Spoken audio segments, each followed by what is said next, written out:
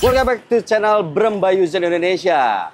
Kita tahu kalau misalkan pasar mobil ataupun motor itu nggak hanya dikuasai oleh mobil-mobil atau motor-motor baru ya. Ternyata konsumen Indonesia juga menyukai motor ataupun mobil bekas. Nah, kita bakalan ngunjungin satu showroom motor bekas yang ada di daerah gue nih.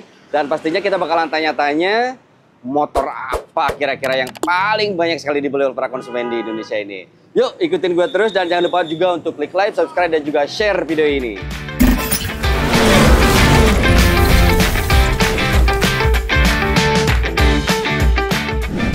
Oke Jar, dan sekarang gue sudah ada di showroomnya motor bekas ya. Ini salah satu teman gue nih, namanya itu adalah Garasi Mokas, motor bekas. Kita masuk ke dalam, kita lihat ada motor apa aja, sambil kenalan juga dengan yang punyanya. Yuk. Halo, apa kabar? Oke. Nah, ini Om Panji nih. Bukan Panji manusia milenium ya. Manusia silver. Rambutnya yang silver. Oke, apa kabar? Sehat-sehat Om, sehat Om. Oke. Ini pagi-pagi udah buka ya. Udah buka, benar-benar rame banget di sini. Ya, kredit Om. Kredit ya, tapi walaupun tempatnya kecil, tapi ini motornya banyak banget. Palingan di sini kita bisa nampung 15 unit Om. 15 unit? Tapi kalau di luar 15, paling motor di rumah. Oh. Balik, dekat kebetulan dekat. Oke. Ya. Nah ngomong-ngomong udah berapa lama sih untuk Garasi Mokas ini? Kalau berdirinya Garasi Mokas sih, kalau keseluruhan udah 6 tahun Om. 6 tahun. Cuman ya? di ruko yang ini kita udah 4 tahun. 4 tahun. 2 tahun kemarin kita sempat di Wanayasa dulu. Oke. Berhubung jarak dari lokasi showroom ke rumah lumayan nih, capek lah ya. Akhirnya udahlah, mutusin pindah. Oke. Kita di sini ada banyak banget. Ya, itu di sana itu tadi lihat saya ada Ninja juga. Ya. Kemudian di sini motor-motor Matic gitu kan. Ini kebanyakan Matic atau memang ada khusus untuk motor sportnya gitu? Nah, kalau motor itu kan variannya Om ya. Segmentasinya ada yang emang kebutuhan. Kebutuhan ya? Nah, yang dikatakan kita bisa primer lah ya. Yang kedua ada motor-motor yang emang klasifikasinya tuh mereka di rumah udah punya motor daily-nya. Dan emang dia butuh untuk motor untuk sekedar di weekend gitu kan, atau nongkrong. Iya. Dan itu kita nggak, yang namanya market itu kita nggak bisa baca sesuai seperti biasanya, misalkan flat gitu, statis gitu, enggak.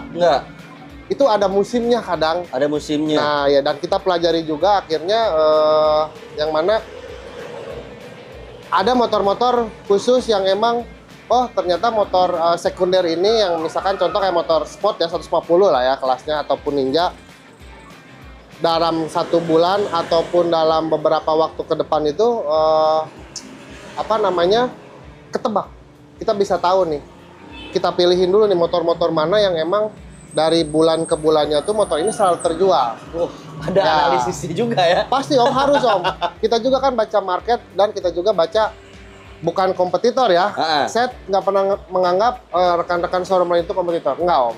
Mereka itu sama-sama partner, tempat sharing juga.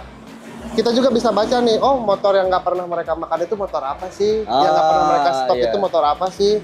Saya analisa di situ, saya ambil market di situ. Oke. Gitu. Nah kalau dilihat nih, ini mulai dari skuter Matic sampai yang gede juga ada. Ini ada apa nih? Genio ya? Genio ini. Ya. Oke, ini di pasaran berapa nih? Umumnya kita jual itu di angka 15 sampai 15.500. 15.500 paling. Ya, 2022. 2022 ya? Ya. Oke. Ada Beat juga nih di sini. Ya. Ada Beat. Kemudian Vario 150 juga ada. Nah, ini berapa nih kalau Vario nih? Itu kita jual 14 Om. 14? Ya. 14 lebih mahal ini ya? Lebih mahal jadi Kan ya? tahun ini kan 2022 Om. Nah, kalau ini? Ini tahun 2017. 2017. Kenapa harganya masih tinggi? Karena komunitasnya hidup Om. Oh. Ya. Ya. Jadi harganya bertahan. Kemudian di sini ada Vario juga. Ya. Ini PCX nih, ada PCX, kemudian NMAX, Lexi. Itu Rujung apa itu? Aerox New 2021. Aerox ya? Ya. Tapi untuk segmen untuk yang Matic yang gede-gede gini memang banyak juga. Banyak Om, banyak Om. Kalau misalkan kita berbicara bisnis Om, otomatis kita berbicara masalah profit. Modal itu ngikutin lah Om. Contoh kan motor-motor yang besar ini kan bisa 2 kali lipatnya motor-motor yang kecil. Oke. Otomatis range profit yang kita ambil juga nggak akan sama Om. Nah, biasanya tiap bulannya tuh yang paling laku itu apa sih? Kalau kita itu nggak bisa nggak bisa rata Om. Cuman emang kelas Matic tahun ini yang emang lagi hype itu Matic lah Om. Hype-nya ya? Ya, Matic. Kayak misalkan Vario. Cuman kalau untuk motorsport R15. Ya, kita sebulan itu untuk R15 bisa keluarin 5-7 unit. 5-7 unit? Ya, R15. Yang R15? Iya. Karena apa Om? Beberapa rekan showroom di Purwakarta itu mereka jarang nyetok. Oh. Ya. Jadi secara kompetitifnya ke sini larinya. Oh, iya kan kalau misalkan motor-motor sport itu kan segmented ya. Iya, betul, segmented gitu. Tapi ini dicampur dengan motor-motor Matic gitu kan. Kita pernah 2 tahun lalu lebih fokus di sport. Karena emang saat itu motor sport lebih menjanjikan Om. Lebih menjanjikan. Ya. Kita 80% sport di sini on display. Ngikutin waktu, perkebutuhan juga kan, customer itu akhirnya ya pelan-pelan akhirnya bergeser. Akhirnya sekarang stok saya itu 80% Matic balik. Tapi saya tidak melepas gitu untuk kalau misalkan harga nih di pasaran antara katakanlah di sini mungkin daerah atau kota kecil ya, itu perbandingannya dengan kota besar itu beda jauh nggak sih untuk harganya? Kalau sama Bandung lumayan Om. Lumayan. Bandung di atas. Bandung di atas? Ya. Purwakarta masih di bawahnya Bandung. Kalau Jakarta? Di bawah Purwakarta. Di bawah Purwakarta? Iya. Gitu. Kalau untuk kota-kota besar kayak Jakarta itu harga motornya relatif murah dibanding di daerah. Tapi kalau Bandung beda. Beda? Kenapa ya? Apa ya? Saya belum pernah analisa sih. Cuman harganya selisihnya lumayan. Selisihnya ya? Iya, selisihnya misalkan lumayan. Itu Vario ini kan 14 nih. Mungkin di Bandung bisa nyampe... Bisa 15. Bisa 15? Iya. Dan bisa. Jakarta bisa lebih murah? Lebih murah. 13 mungkin gitu? Iya, Jakarta di bawah. Oke. Tapi kalau misalkan berbicara masalah harga, itu naik turunnya ada nggak? Kayak kemarin tuh isu-isu yang bisa menurunkan harga. Kayak, wah Honda katanya, rangkanya ESAF kropos gitu. Nah, kalau untuk berbicara Honda tentang isu kemarin nggak ada tuh Om, nggak ada perubahan yang signifikan dari market jual kita gitu. Yang tadinya misalkan dalam kurun waktu 1 bulan untuk yang rangka ESAF nih ya, yang biasanya kita ngejual 6, 7 ataupun 8 nggak berpengaruh. Adapun penurunan kuantitas jual itu bukan dari rangka ESAF-nya, bukan. Dari apa biasanya? Dari emang emang seperti itu gitu. Selera mungkin. Iya. Oh, kan ternyata isu-isu teknis macam itu nggak ngaruh ya? Nggak ngaruh. Mungkin itu persaingan bisnis lah. Persaingan bisnis. Oke. Nah, kita lihat kalau saya lihat ya bukan karena udah dicuci ya, tapi kayaknya kondisinya memang ready to sell lah, harus ready to sell dan kondisinya bisa dikatakan 80-90% baik ya. Iya. Nah itu boleh dong bocorin gitu. Kalau misalkan gue nih sebagai konsumen, kalau misalkan mau beli motor nih, tips and tricksnya kayak gimana nih? Ya. Pertama itu saya sebagai pedagang, saya ngelihat itu kilometer dulu. Kilometer ya? Penting Om. Kilometer. Itu menunjukkan jarak yang jarak tempuh suatu kendaraan, dan itu pun ngaruh kepada usia Om. Usia yang namanya mesin, part, CVT dan lain-lain itu kan punya masa punya masa kerjanya. Masa pakai ya. Minimal kilometer itu bisa jadi acuan kita untuk melihat kendaraan ini layak atau tidak untuk dibeli. Tapi tidak hanya kilometer. Balik lagi nih, kilometer itu disesuaikan sama bentuk fisik kendaraan. Bentuk fisiknya ya. Nggak mungkin kan, misalkan kendaraan tahun 2020, kilometer baru 1000. Itu kilometer 1000 tahun 2020 itu udah terbayang oleh kita bentuknya tuh seperti apa gitu. Tapi kadang ada aja Om, kilometernya rendah, motornya tidak dirawat, ya percuma. Itu pertama ya Om ya, kilometer dan disesuaikan kondisi fisik ya. Sama kondisi fisik. Terus yang kedua, kalau kita juga nggak boleh alergi sama kilometer. Kilometernya udah tinggi nih gitu. Gimana nih mesinnya? Nggak seperti itu juga. Nah, kalau misalkan kita suka pada suatu unit tapi kilometernya udah lumayan, kita juga bisa, pertama bodinya tetap udah dicek. Terus yang kedua, suara itu kedengar. Terus yang gampang itu kita hidupin mesinnya Om. Keluar asap nggak nih motor? Nah, ya keluar asap. Coba dong, boleh dong itu dong. Itu 2 tak Om, pasti keluar asap. Nah, habis keluar asap atau tidak? Asap itu ada 2. Ada yang asapnya warna kehitaman, yang putih. Yang bahaya itu yang putih Om. Justru yang putih? Iya, itu karena ada oli yang terbakar Om. Pembakarannya nggak sempurna dan itu harus turun mesin.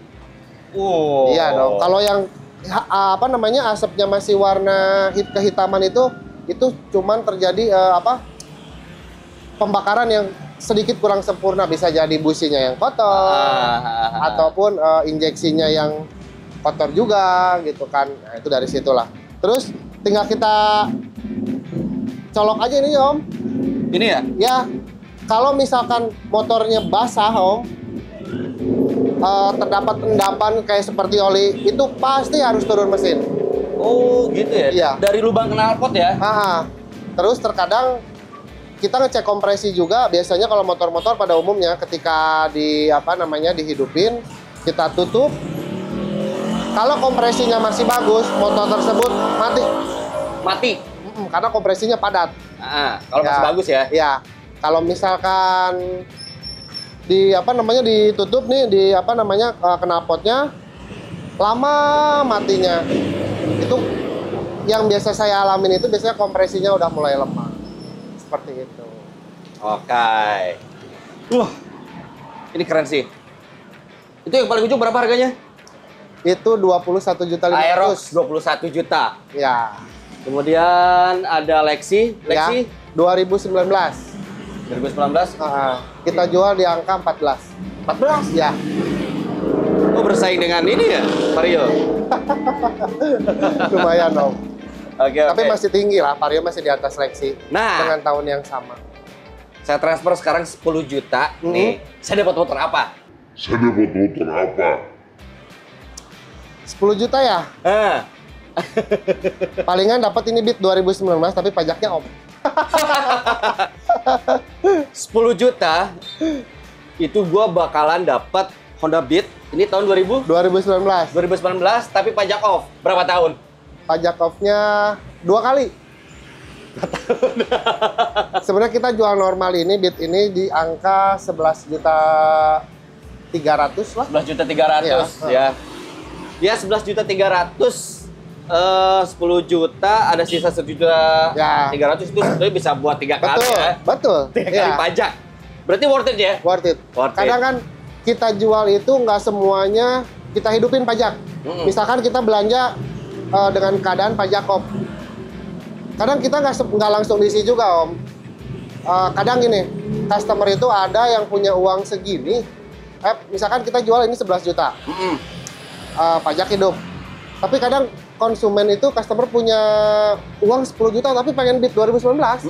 Ya solusinya itu pajaknya nanti dulu ya. Nabung dulu aja, tapi kita bisa jual dengan harga sesuai budget. Ya. Oke. Oke, Zoners, itu tadi ya obrolan gue yang sebenarnya kalau misalkan durasinya lebih lama ini enak ya kayaknya bikin sambil ngopi bareng betul, ngobrol. Tapi dengan obrolan tadi sekilas kita bisa tahu kalau misalkan peminat motor bekas di Indonesia itu masih banyak sekali karena motor-motor yang dijual walaupun ada kata bekas, tapi ternyata itu tidak bermakna negatif, malahan ada yang seperti baru. Ya. Ada yang seperti baru dan juga harganya itu ternyata bisa jauh lebih murah daripada motor Pasti Om. baru ya. Kita bisa kredit juga. Wih. Ya. Dengan DP-DP yang sangat terjangkau lah pastinya. Dan yang pasti kalau misalkan kita datang ke showroom motor bekas, kita punya budget berapa, itu ada solusinya. Ya. Kita sesuaikan, kita bisa menyesuaikan. Oke. Nah, kalau misalkan kalian tertarik untuk membeli motor bekas, silakan saja untuk yang ada di daerah Purwakarta, datang aja ke garasi Mokas. Ini yang ada di mana sih? Pertigaan SMP 5 Jalan Ipik Gandamana. Jalan Ipik Gandamana. Oke, ataupun yang di luar kota boleh lihat-lihat ke sini, langsung aja datang. Ini bukannya 24 jam. Enggak lah. Kita open dari jam 9 pagi sampai jam 8 malam. Oke, siap. Oke, Jere, itu tadi obrolan gue dengan Om Panji, owner dari Garasi Mokas. Dan kalau misalkan kalian punya opini ataupun saran ataupun punya pengen komen-komen, silakan aja komen di bawah ini. Dan jangan lupa juga untuk klik like, subscribe, dan share video ini. Gue Yudi undur pamit. Bye, peace, thank you Om. Yo, makasih banyak Om.